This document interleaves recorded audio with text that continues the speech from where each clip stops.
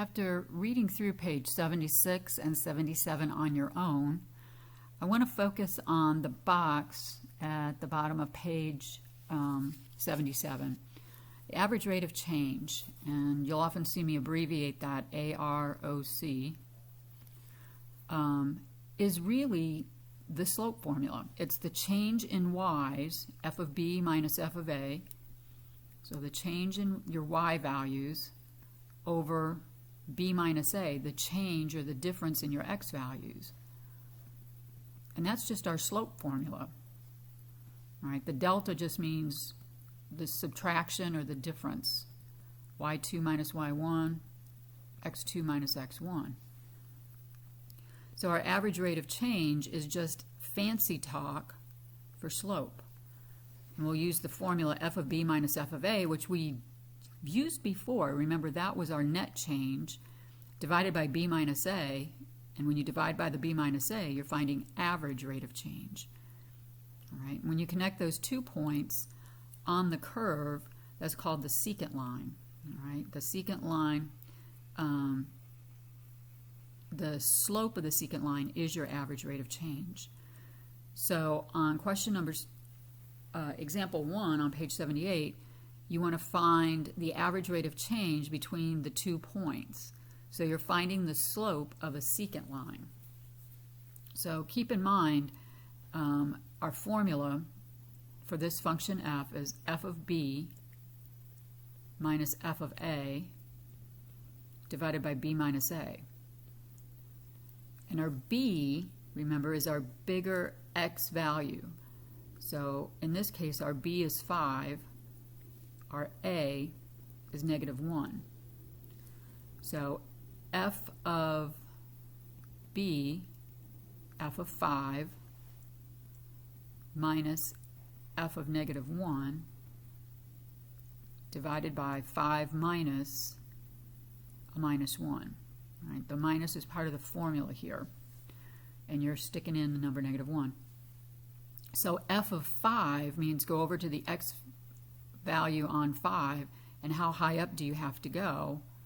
The corresponding y value for f of 5 is 4. This is the point 5, 4. So f of 5 is 4. F of -1 is 0. And then on the bottom, you're not plugging anything in. This is just number minus a -1. So in this case, 5 minus a -1 is 5 plus 1. Compute the numerator, compute the denominator, reduce. And that's your average rate of change, or your slope of your secant line. Okay.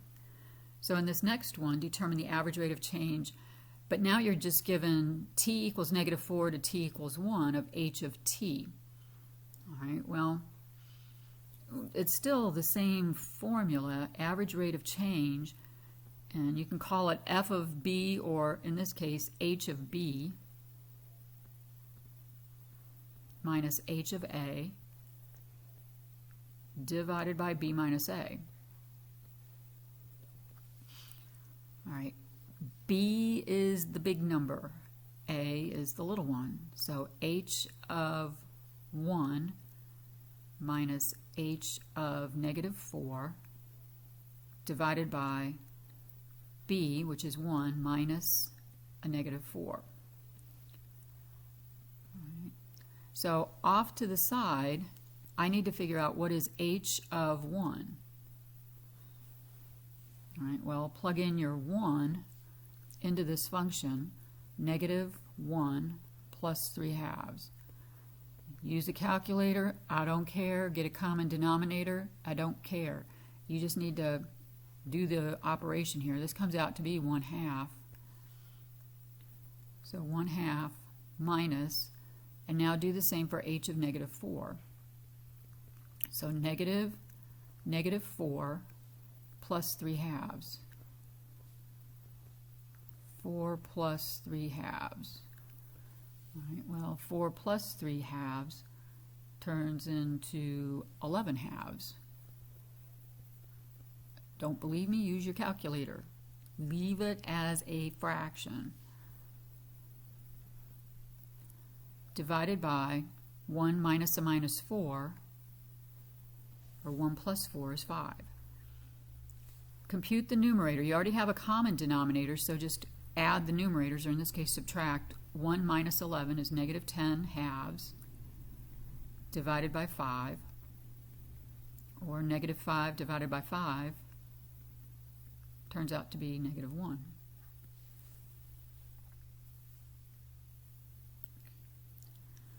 Example 3. Determine the average rate of change between these 2 points. Well, again, the small number is A, the big number is B, and we're using H. So H of B minus H of A over B minus A.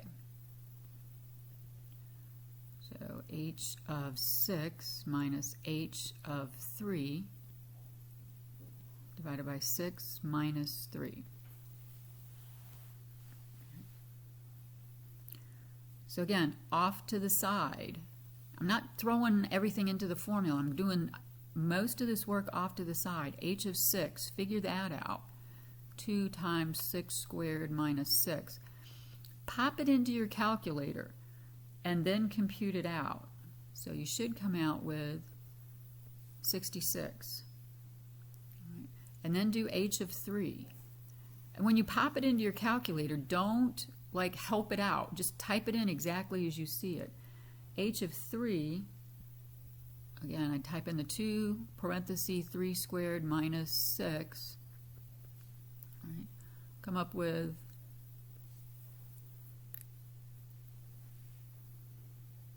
I'm not thinking.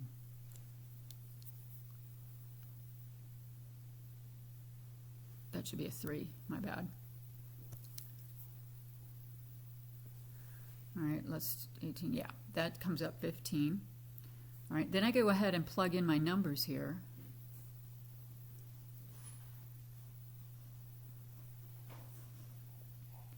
So I get 51 on top divided by 3. And if you can reduce the fraction down, do so. That goes in nice. That comes out to just the number 17. Okay. All right. Question number 4 looks a little different, but it's the same idea. This time we're back to F. And here's the thing, again, it's t, or 2 rather, and then 2 plus a little bit more. So this is my smaller, this is my bigger. So again, f of b minus f of a divided by b minus a is the average rate of change. If you write it down, and I know some of you were saying it's hard for you to remember formulas, but every time you use it, write down the formula, write down what it represents. That'll help. All right. So f of b, 2 plus h, minus f of 2, divided by 2 plus h, minus 2.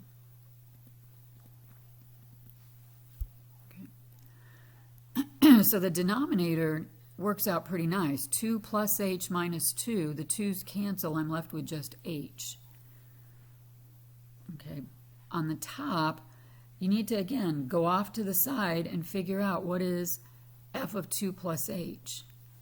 So f of 2 plus h, you go to your f function, take out the t, 2 plus h squared. By now, you've got to realize that 2 plus h squared, you've got to FOIL that out.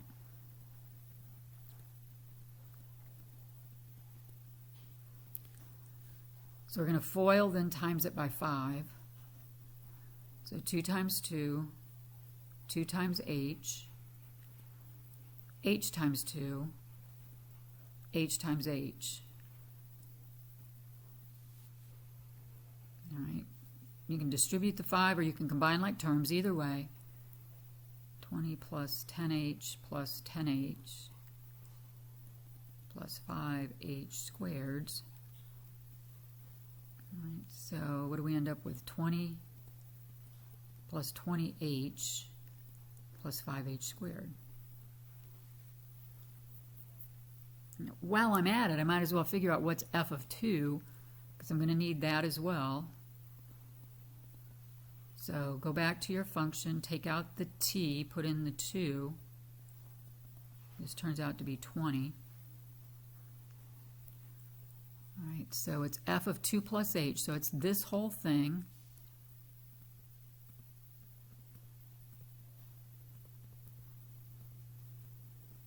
And then minus, it's part of the formula, f of 2 is 20. Right, so the 20s are going to cancel, positive and negative, so I've got 20h plus 5h squared. And at this point, recognize that there is an h in common. If you factor first, you can cancel out the h with the one in the bottom there. So if I factor out the h,